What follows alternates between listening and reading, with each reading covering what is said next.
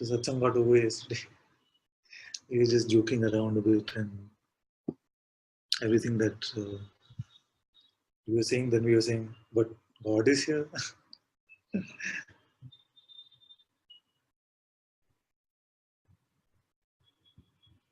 It's like we said yesterday, the starting point is this. And then the mind will say, but something. And in response to the mind's but, you can have this big but which says, but God is here, or but Guru is here, or self is here.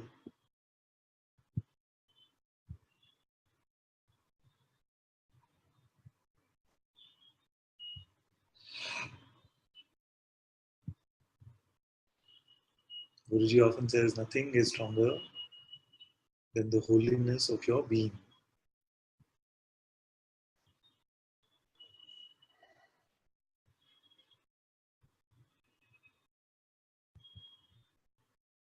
Something very innocent and beautiful I read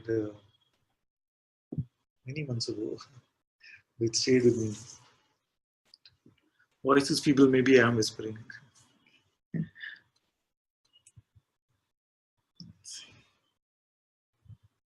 Okay, let's see how it goes. Something very nice I read. It said, don't tell your guru how big your problem is.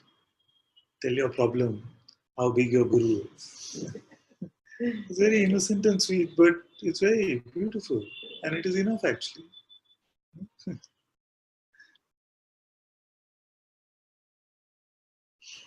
It's the same as saying, but God is here.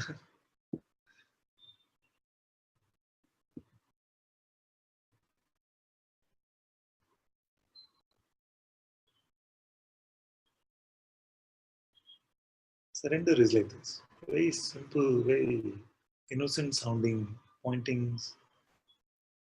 But something has to take. Something has to take. Within us, something has to catch on. Yes.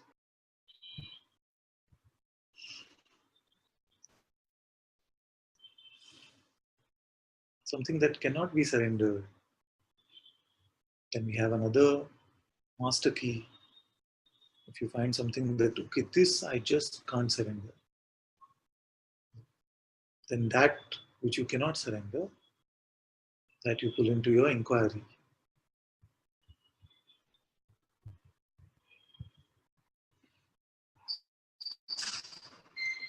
And you will come to the same recognition that the separate me never was there.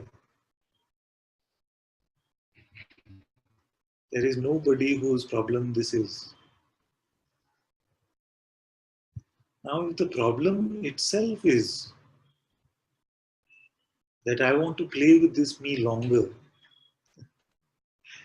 if the problem itself is that I want to play with this me a little longer, but I want to play with the spiritual me or the enlightened me or the whole journey of practices and siddhis and getting to peace of mind or something like that, then by all means play with that. But then don't say, I want to come to the end of this. What is the end? I want the absolute, the truth. I'm tired of this spiritual journey. Then say, I'm playing, I'm enjoying this. Why are you stopping me? Why you say so to surrender everything? I'm really enjoying this. But suffering only comes when what we are saying is different from how we are playing.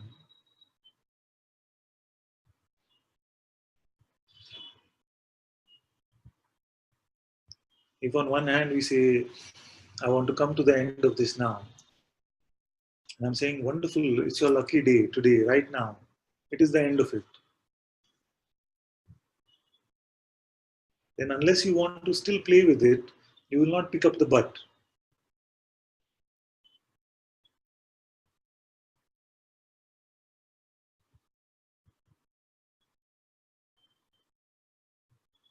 If you're done with it, then you're done with it.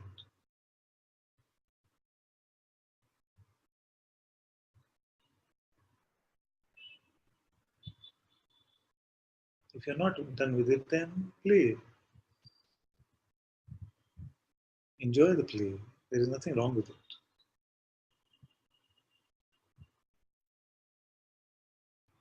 But play with the innocence of a child going to the playground.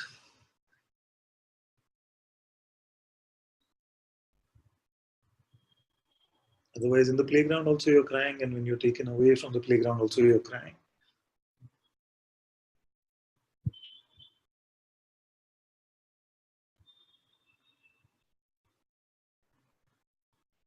Yes. Actually, there is no problem until the problem of me arrives on the scene. Yes. Yesterday we said, no? Till Mr. Me comes or Mrs. Me comes.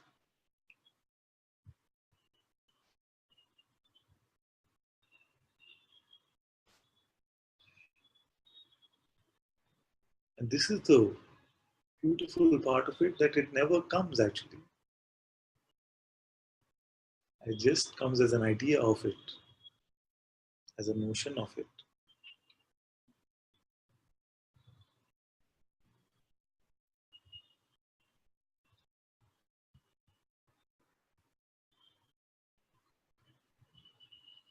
So when the notion of it comes, either we let it come and go and say it is the Sadguru's problem, or we say, who is this one?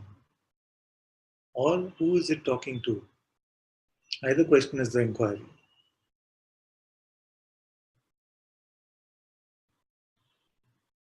But if we accept it without any basis, actually, because it doesn't have a basis, when we accept it without basis, then in the design of the world, suffering is bound to follow.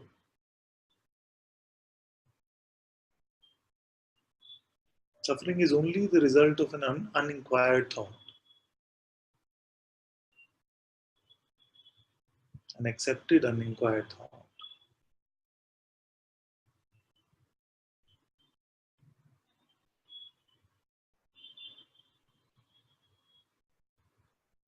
If you have truly looked at the notion that is making you suffer, then the notion must dissolve, because at the premise, as the basis of all notions, is the idea of the non-existent me.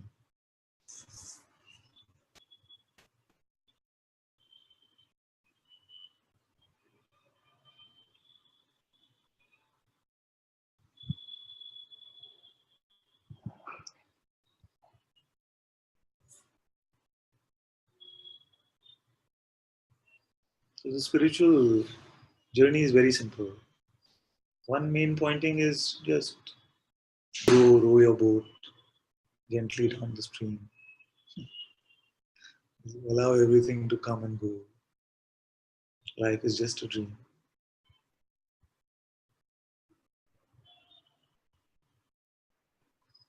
And the second part is that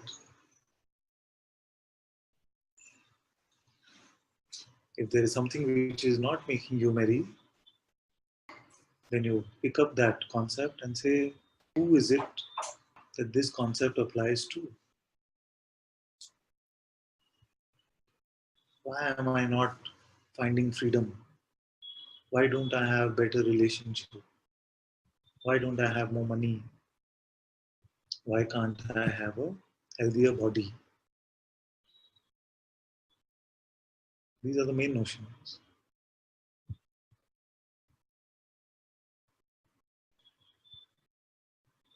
Find out if there is an I like that can have any of these things.